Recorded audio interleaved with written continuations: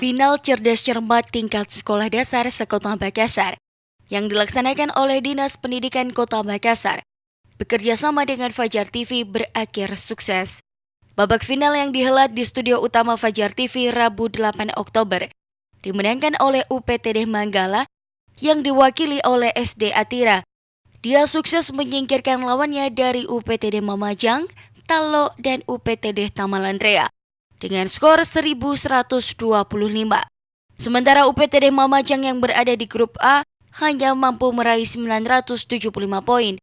UPTD Talo di grup B mengkoleksi 800 poin dan UPTD Tamalandrea dari grup C mendapatkan skor 375.